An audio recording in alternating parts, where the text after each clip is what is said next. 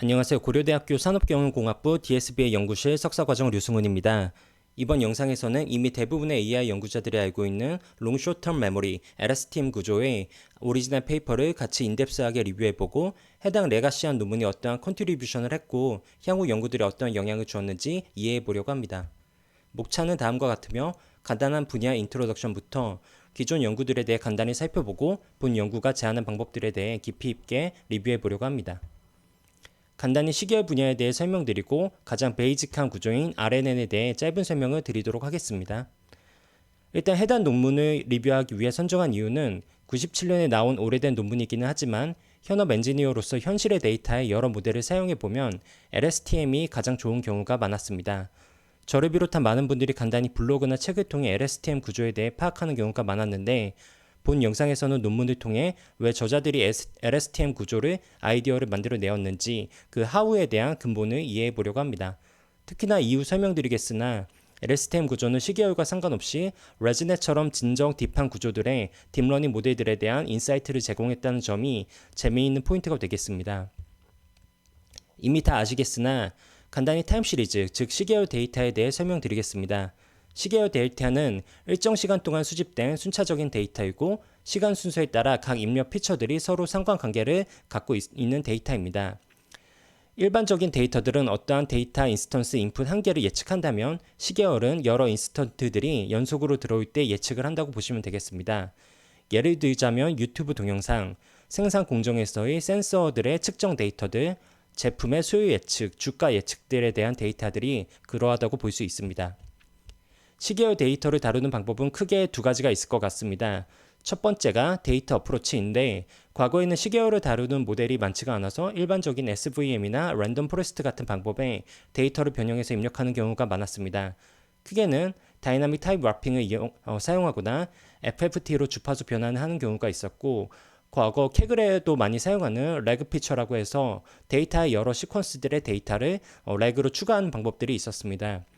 하지만 이러한 방법들은 현재는 많이 사용되고 있지는 않으며 요즘에는 모델 어프로치가 많이 연구되고 있습니다. 과거에는 히든 마르코프 모델이나 아리마 같은 확률 통계적인 방법들이 많이 사용되어 왔는데 완벽히 비교할 수는 없지만 속도 측면, 어큐러시 측면, 애플리케이션 측면에서 딥러닝 모델들에 비해 조금 밀리는 상황입니다. 현재는 딥러닝 모델로서 RNN, LSTM, 트랜스포머, TCN 등 여러 가지 방법들이 활용되어지고 있으며 올해 22년 8월에는 간단한 리니어 모델로서 트랜스포머들을 압도하는 모델도 등장하였습니다. 이렇게 많은 방법들이 시도되고 있으며 아직도 연구할 영역은 많다고 생각이 듭니다. 이번 논문인 LSTM을 알아보기 위해 그 근본을 이루는 Recurrent Neural Network에 대해서 알아보도록 하겠습니다. 최초의 RNN 구조인 바닐라 RNN은 1985년에 등장하였으며 유명한 인물은 럼메라트, 힌튼 등에 의해 개발되었습니다. 논문이 너무 오래되어서 사실 본 논문을 읽기에는 좀 눈이 아플 것 같다는 생각도 듭니다. 그래서 간단히 바닐라 RNN을 설명드리자면은 fully connected 네트워크와 거의 비슷한데요. 입력값 XT가 RNN 유닛에 들어오고 HT가 출력으로 나가는 유닛이라고 보시면 되는데 한 가지 FCN과 다른 점은 아웃풋인 HT가 다음 T 플러스 1 시간에 XT 플러스 1과 같이 입력되는 구조입니다. 현재 스텝의 출력이 다음 스택의 입력으로 순환되는 신경망이고 그래서 순환신경망으로 불리게 됩니다.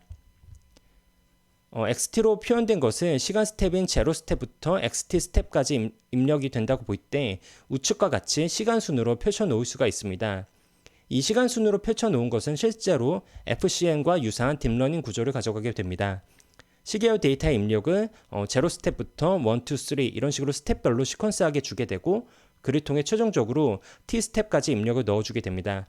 스텝별로 계산될 때 아웃풋 값도 H0부터 HT까지 시간순으로 나오게 되며 이때 각 스텝별 출력값을 모두 사용할 수도 있고 아니면 마지막 스텝에 아웃풋만 사용하는 식의 활용이 가능합니다.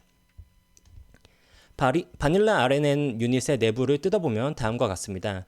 사실 이것도 FCN과 거의 동일한 구조이며 입력값 X에는 WX라는 이런 웨이트의 행렬 곱을 하고 그리고 바이어스를 더하는 것은 동일한데 여기에 추가적으로 이전 스텝의 출력값인 H 프리비어스도 동시에 다시 입력으로 주어 그 서메이션을 구하게 됩니다.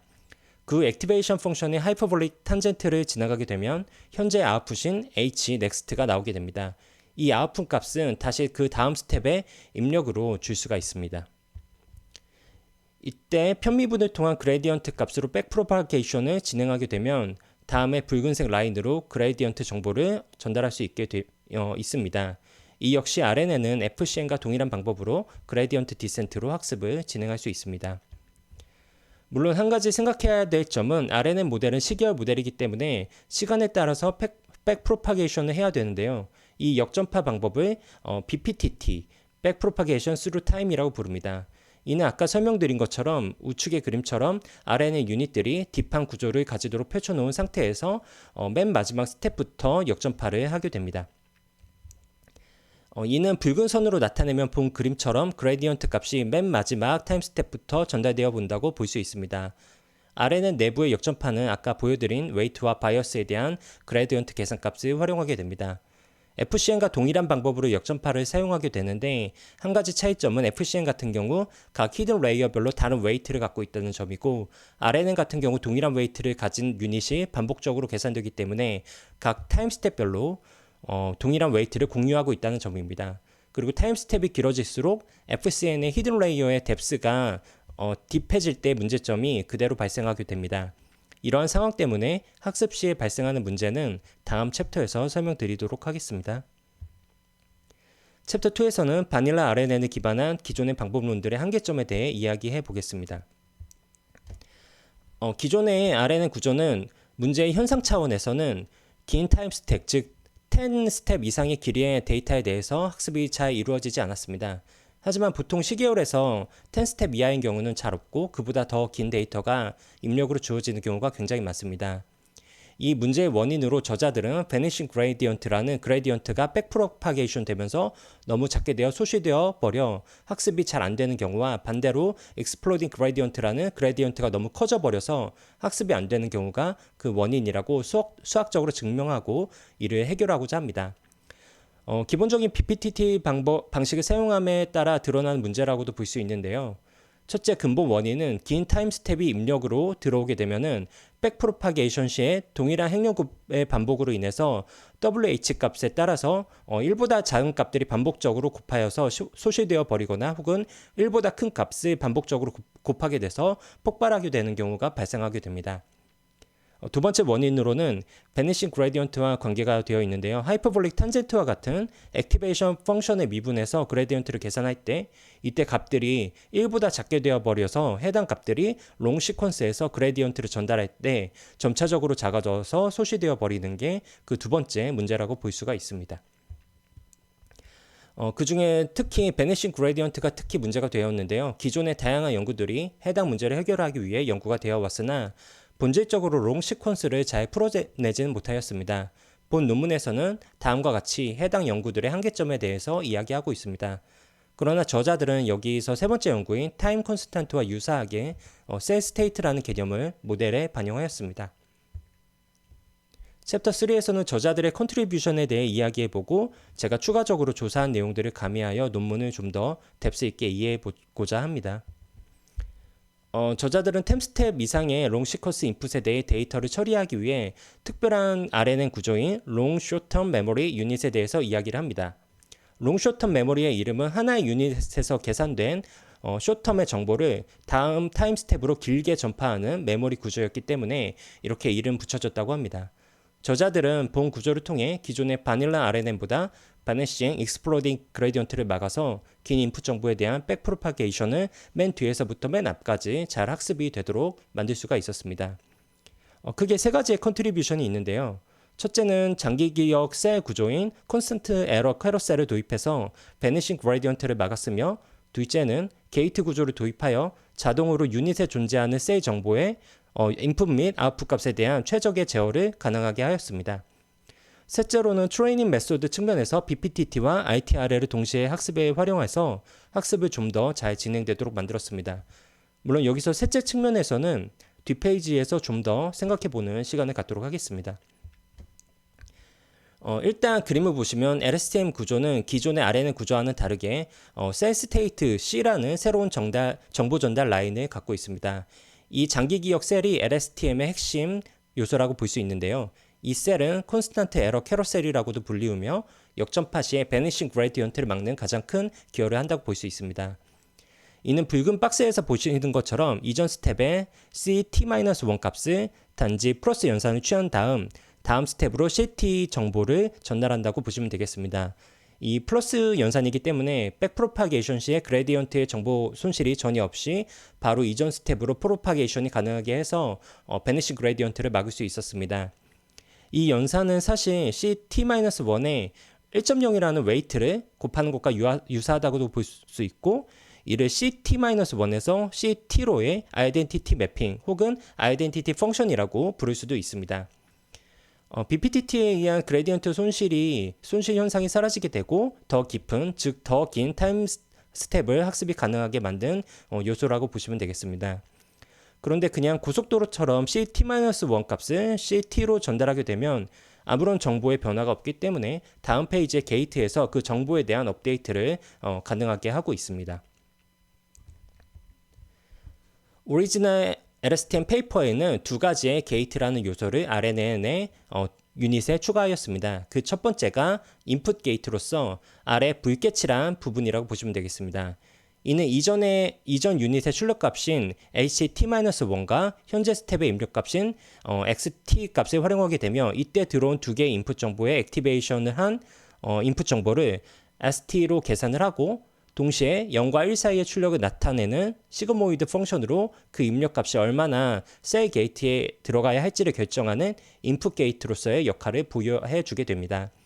이 시그모이드에 의해 자동으로 계산된 이 IT 값을 활용해서 ST라는 업데이트 되어야 할 정보량이 제어가 되고 그 값이 셀 스테이트에 업데이트가 되게 됩니다. 인풋 게이트에 대한 상세 수식은 다음과 같습니다. 이때 스쿼시라고 저자들이 표현한 수식은 이 우측과 같으며 이는 하이퍼볼릭 탄젠트를 조금 변형한 버전이라고 보시면 되겠습니다. 다음으로 도입한 게이트는 아웃풋 게이트입니다. 이는 LSTM에서 유지되고 있는 셀 스테이트 정보를 HT의 출력으로 내보내게 될 때 그 값에 대한 제어를 하게 됩니다. 이 제어 역시 인풋 게이트와 마찬가지로 이전 스텝의 H값과 현재 스텝의 X값을 통해 출력해야 될 비율을 0과 1 사이로 제어하게 되고 이 제어된 게이트에 의해서 액티베이션된 이 셋 값, 스쿼시로 액티베이션된 셋 값에 조절을 한 후에 HT로 아웃풋이 되게 됩니다. 아웃풋 게이트에 대한 수식은 다음과 같습니다. 이러한 두 개의 게이트를 통해서 장기적으로 유지되어야 할 이 셀 스테이트 정보가 자동으로 업데이트되고 그리고 아웃풋되는 구조를 띌 수 있게 되고 장기 기억 및 예측에 좋은 결과를 만들게 됩니다. 마지막으로 트레이닝 메소드의 개선입니다. 기존에는 원래 RNN에서 자주 사용되는 이 BPTT를 단독으로 사용하거나 혹은 특수한 경우에 사용되는 이 RTRL이라는 리얼타임 리커런트 러닝이라는 이 방법을 사용하는데 이 RTRL은 속도는 좀 많이 느리지만 포워드 시의 미분값을 계산해서 이 백워드 연산이 없기 때문에 메모리 사용량에 상당히 유리하고 베니싱 그레디언트의 BPTT보다 좀 더 강한 방법이라서 따로 단독으로 많이 사용해 왔습니다. 하지만 저자들은 입력값과 그 셀 스테이트 그리고 인풋 게이트까지는 RTRL을 사용하고 아웃풋 게이트와 그리고 출력에 대해서는 BPTT 방법을 사용함으로써 약간 트렁케이티드 된 방법을 사용하는데요. 이를 통해 베니싱 그레디언트를 막기 위해 학습 방법을 좀 새롭게 제안하였습니다. 그러나 해당 트레이닝 메소드의 개선에 대한 저스티피케이션은 저자들은 본 논문과 후속 논문에서도 좀 제대로 하고 있지는 않은데요. 관련된 내용은 뒷부분에 다시 한번 말씀드리겠습니다. 이번에는 저자들이 세 가지 컨트리뷰션에 대해 좀 더 뜯어보고 깊이 생각해보는 시간을 가져보도록 하겠습니다. RNN 구조에서 BPTT 등의 학습 방법에서 롱 시퀀스를 가져간다는 것은 앞서 말씀드린 것처럼 FCN, CNN 등의 딥 뉴럴 네트워크에서 히든 레이어 수를 늘려서 딥한 구조를 가져가는 것과 동일한 개념이라고 볼 수 있습니다.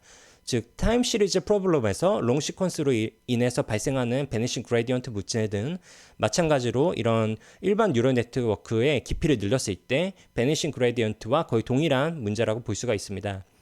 따라서 LSTM에서 셀 스테이트를 아이덴티티 매핑을 통해 이전 셀 값을 바로 받아서 현재 셀 값으로 사용해서 이 add 연산을 적용해서 문제를 해결한 아이디어는 컨볼루셔널 뉴럴 네트워크에서 이전 레이어의 정보를 현재 레이어로 가져와서 사용하는 이 레지듀얼 네트워크 구조와 아이디어상 동일한 방법론이라고 볼 수가 있겠습니다. 이런 97년에 나온 논문이 2015년에 나온 논문에 큰 영향을 주었고, 사실상 레지듀얼 구조는 아주 효율적으로 딥 레이어를 학습할 수 있고 현재까지 다양한 방법들에도 아주 많이 사용되고 있으므로 LSTM의 그 중요도는 매우 큰 의미를 가진다고 볼 수 있을 것 같습니다. 게이트 구조 도입에 대해서 이야기해보면 사실 레즈넷이 많이 참고한 연구인 이 하이웨이 네트워크에 직접적으로 영향을 주었습니다. 타임 시리즈가 아닌 일반적인 데이터 모델 구조인 하이웨이 네트워크는 트랜스폼 게이트와 이 캐리 게이트를 사용해서 입력 데이터를 얼마나 변환해서 줄지 그리고 다이렉트로 줄지에 대해서 게이트 구조를 가져갔고 해당 구조를 통해 딥한 네트워크 구조를 학습할 수 있음을 보여주었습니다. 하이웨이 구조가 레지듀얼보다 좀 더 복잡하고 연상량도 좀 많다 보니 많이 쓰이지는 않는 것 같지만 처음으로 레이어를 100개 이상의 가져가는 진짜 딥한 피드포워드 뉴럴 네트워크 구조였다는 점에서 LSTM은 역사적으로 정말 중요했다고 볼 수 있을 것 같습니다. 그리고 오리지널 LSTM 논문에는 셀 스테이트가 1.0 웨이트만 곱해서 아이덴티티 매핑만 좀 주다 보니까 오히려 베니싱 그레디언트를 막으려 하다가 익스플로딩 그레디언트가 발생하는 경우가 생기게 되었습니다. 따라서 후속 연구로서 우측과 같이 이런 1999년에 포기 게이트를 추가한 현재 많이 사용되고 있는 LSTM 구조가 만들어지게 되었습니다. 포기 게이트는 셀 스테이트의 역전판 시 값이 커지는 것을 막아주는 동시에 이전 스텝의 출력 HT-1과 현재 입력 XT 값으로 현재 얼마나 셀 스테이트 정보를 잊어버릴지를 비율을 좀 정해주게 됨으로써 현재의 정보와 기억하고 있는 장기 정보의 비율을 좀 더 효과적으로 제어할 수 있게 되었습니다. 마지막으로 게이트 구조는 아니지만 왜 저자들은 이런 스쿼시 함수를 액티베이션 펑션을 하이퍼볼릭 탄젠트 함수의 변형을 사용하고 있는지에 대해서 좀 생각을 해보았습니다. 후속 연구들에도 이에 대한 자세한 설명은 없어서 좀 개인적인 생각을 말씀드리자면 우리가 많이 알고 있는 이 시그모이드라는 함수를 사용할 때는 그 미분값이 최대 0.25까지밖에 되지 않기 때문에 역전파 시에 더 베니싱이 심해졌기 때문에 피했을 것이라고 좀 생각이 들고 기본적으로 하이퍼볼릭 탄젠트를 사용함으로써 미분값이 0에서 1 사이로 가져가 베니싱 그레디언트와 익스플로딩 그레디언트를 좀 더 막고자 하였을 것 같습니다. 특히나 오리지널 LSTM에서 사용하는 스쿼시 펑션은 하이퍼볼릭 탄젠트에 변형을 주어서 미분했을 때 0값을 기준으로 좀 더 이런 와이드하게 상대적으로 빠르게 0으로 그레디언트가 가는 것을 막을 수가 있었을 것이라고 생각이 들었습니다. 그러나 동시에 이것은 일반 하이퍼볼릭 탄젠트보다 그레디언트를 폭발하게 했을 것 같으며 따라서 포겟 게이트의 도입 후부터 이제부터 이제 하이퍼볼릭 탄젠트를 바로 바꿀 수 있지 않았을까 생각이 들었습니다. 그리고 렐로 같은 경우는 특별한 조치를 취하지 않는 한 단지 아이덴티티 매핑이므로 너무 큰 값으로 그레디언트 익스플로딩이 될 수 있기 때문에 일반적으로 원래 잘 사용하지 않는다고 보면 될 것 같습니다. 마지막으로 트레이닝 메소드에 대해서는 좀 비판할 점이 있다고 생각합니다. 일단 오리지널 LSTM에서는 ITR과 BPTT 두 가지 모두를 사용하지만 이것이 좋아지는데 영향을 준다는 명확한 저스티피케이션이 없습니다. 그리고 2005년에 후속 논문에서는 풀리 BPTT만 사용하는데 이 역시도 왜 풀리 BPTT를 사용하는지에 대한 명확한 저스티피케이션이 없습니다. 그 후의 논문들에는 이제 ITRL의 존재는 좀 완전히 사라지게 되고 현재 모든 학습은 풀리 BPTT를 사용하고 있는데 그 이유에 대해서 좀 개인적으로 생각을 해보았습니다. 왜 저스티피케이션이 되지 않았는데 오리지널 LSTM은 굳이 두 가지 학습 방법을 썼을지 생각을 해보았을 때 첫 번째로 97년도에는 좀 메모리가 부족해서 모든 학습을 BPTT로 롱 시퀀스로 가져갔을 때는 메모리에 좀 문제가 있었을 것이라 예상해 보았습니다. 특히 97년도 당시 64MB PC는 그 당시 돈으로 한 400만 원 넘기는 고가였다는 점을 보았을 때 이러한 이유로 메모리를 적게 사용하기 위해 RTRL을 사용하지 않았을까 좀 생각을 해보았습니다. 둘째로는 ITRL이 비교적 BPTT보다 베니싱 그레디언트가 발생하는 확률이 좀 적어서 ITRL로 좀 정확도를 잡고 BPTT로 속도를 높이려는 두 마리 토끼를 좀 잡으려 하지 않았을까 이런 생각을 해보았습니다. 그리고 왜 BPTT로 향후에는 다 통합되었을지도 좀 생각을 해보았는데요. 첫 번째로 2005년부터 모멘텀 SGD를 사용하는데 이러한 최적화 기법의 발전으로 최적점 수렴이 더 잘 되지 않았을까라고 예상이 됩니다. 특히 오리지널 LSTM은 배치 러닝을 사용하지 않았기 때문에 더 그러지 않았을까 생각이 듭니다. 둘째로는 셀 스테이트가 더 지배적인 롱타임 트레이닝에 영향을 준다는 게 밝혀졌기 때문에 굳이 ITRL을 사용하지 않았을 것이라고 생각을 해보았습니다. 셋째로는 ITRL은 아무리 생각해도 너무나 느린 비고 노테이션으로는 n의 4승이기 때문에 좀 이야기할 필요도 없이 좀 안 쓰는 게 나았을 것이라고 좀 생각이 듭니다. 특히 CS 분야에서는 n의 3승도 좀 거의 안 쓰면 안 되는 그런 느낌이 있기 때문에 좀 많이 느리지 않았나 이런 생각을 해보았습니다.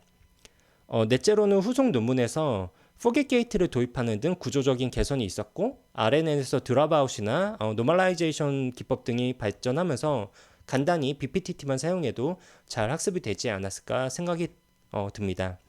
좀 길게 말씀드렸는데요. 아무래도 이 부분이 좀 도저히 이해가 되지가 않아서 좀 오래 리서치를 좀 해봤고 이에 대한 제 생각을 정리해 보았습니다. 끝으로 현재 많이 사용되고 있는 바닐라 LSTM은 다음과 같습니다. 현재는 셀 스테이트와 함께 총 3개의 게이트를 사용하고 있으며 학습은 fully BPTT를 사용하고 있습니다. 데이터에 따라 다르겠지만 현재 구조는 1000스텝까지 학습이 가능하다고 좀 알려져 있습니다. 다음은 LSTM의 실험 결과에 대해 말씀드리겠습니다. LSTM 논문을 총 6개의 데이터셋에 대한 실험을 진행하였으며 LSTM의 우수성을 보여주었습니다. 그중 3개의 주요 실험에 대해서 공유드리겠습니다. 기본적으로 실험은 트레이닝 시에는 숏타임 이그젬플을 사용하지 않고 트레이닝과 테스팅 둘 다 롱타임 이그젬플을 사용합니다. 왜냐하면 과거 연구들에서 숏타임 이그젬플로 학습하고 롱타임 이그젬플로 테스팅 예측을 했던 것들이 있었기 때문에 진정한 롱타임 시퀀스를 학습하는 것을 이번 실험을 통해 테스트를 하려고 저자들 이런 실험 세팅을 하였고요.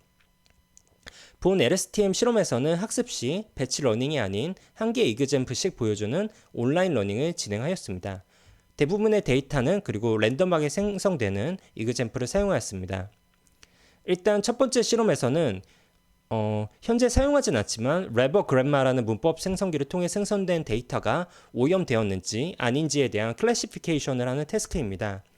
이 실험은 숏타임 데이터셋인 스탠다드 벤치마크이며 LSTM이 이러한 데이터셋에서도 다른 기법보다 좋다는 것을 보여주려고 실험을 사용하였습니다. 붉은색 박스에서 보이시는 것처럼 LSTM이 다른 ITR의 RNN이나 엘만 네트워크 등에 비해서 훨씬 더 좋은 97에서 100%의 성능을 보여준다는 것을 알 수 있었습니다. 그리고 실험을 하면서 저자들은 인풋 게이트를 제외하고 아웃풋 게이트만 사용해도 좋은 결과를 나타낸다는 것을 알게 되었다고 합니다. 두 번째 실험은 100스텝 이상의 롱 시퀀스에서 LSTM의 우수성을 보여주는 실험입니다. 노이즈가 없는 실험에서 ITRL RNN과 같은 경우는 10스텝만 가더라도 인식률이 0%에 가까운 것을 알 수가 있는데요. LSTM은 100스텝 이상이 되더라도 100%의 정확도를 나타낸다는 것을 알 수 있었으며 학습 수렴 속도에서도 평균적으로 다른 방법론들을 압도하는 수준을 보여준다는 것을 알 수 있었습니다. 마찬가지로 두 번째 실험에서 노이즈 상황에서 테스트를 해본 결과입니다. 이 상황에서는 다른 모든 기법들은 모두 학습이 되지 않았기 때문에 저자들은 LSTM의 결과만을 표로 나타내었습니다. LSTM 같은 경우는 이런 1000스텝이 되어도 그리고 노이즈 레벨을 좀 높이더라도 학습이 잘 된다는 것을 알 수가 있었습니다. 마지막으로 공유드릴 네 번째 실험은 adding problem이라고 불리고 기존의 방법들로는 현재까지 풀리지 못하였던 태스크입니다. 이 데이터셋은 리그레션 태스크인데 연속적으로 오는 랜덤한 숫자들을 첫 번째로 입력값으로 받고 두 번째 입력값으로는 이런 플러스 1, 제로, 마이너스 1이라는 마크 정보를 받게 돼서 마크에 따라서 숫자들을 더하였을 때 결과를 맞추는 태스크입니다. 그리고 오차가 0.04 미만 시에 저자들은 이거를 옳게 프리딕션 했다고 다시 좀 클래시피케이션을 해서 결과를 좀 정리를 해 보았습니다. LSTM 같은 경우는 다양한 타임 스텝에서 한 2560번의 테스트 셋 중 거의 99에서 100%의 예측을 성공할 수 있었음을 알 수 있었습니다. 이렇듯 다양한 테스트 셋에서 숏 시퀀스든 아니면 롱 시퀀스든 LSTM은 다른 모든 방법론들을 좀 압도하는 성능을 보여줄 수 있었습니다. 마지막 결론입니다. 정리하자면 LSTM은 RNA 구조의 셀 스테이트라는 아이덴티티 매핑으로 긴 스텝의 타임 시리즈 데이터셋에서 그레디언트를 안정적으로 학습할 수 있는 구조를 제안하였고 후에 연구된 딥러닝 구조들에 매우 큰 영향을 미쳤습니다.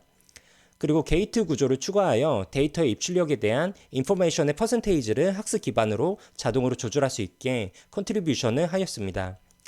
또한 다양한 실험을 통해서 모든 경우 이전 연구보다 더 좋은 뛰어난 성능을 나타냄을 보여주었습니다. 그리고 오리지널 LSTM은 후속 연구들을 통해서 포겟 게이트를 추가하고 fully BPTT로 학습함으로써 현재의 LSTM 모델 구조를 만들 수 있었습니다. 단지 단점으로는 이 ITRA가 BPTT로 학습한 방법에 대한 저스티피케이션을 조금 연구에 부족함으로써 평가를 할 수 있을 것 같습니다.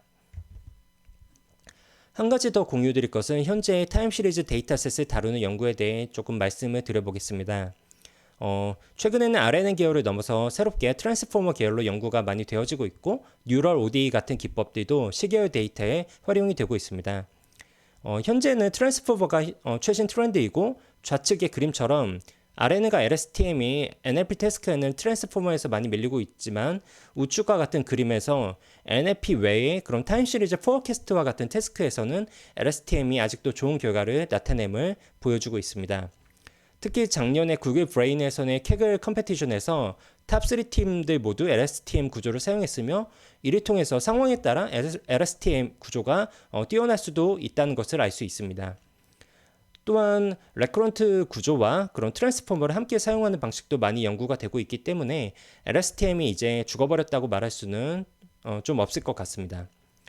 개인적으로는 게이트 구조의 스토캐스틱한 방식을 결합하는 것을 좀 생각을 해보았는데 구글에 검색해본 결과 이런 피처 셀렉션 유징 스토캐스틱 게이츠라는 이런 논문에서 피처 셀렉션 시에 그 베르노이 분포를 통한 게이트 구조로 효율적인 그런 뉴럴 네트워크를 만드는 연구도 이미 존재하고 있었습니다. 이상으로 오리지널이고 근본 논문인 LSTM에 대한 리뷰를 마치도록 하겠습니다. 오랜 시간 시청해 주셔서 감사합니다.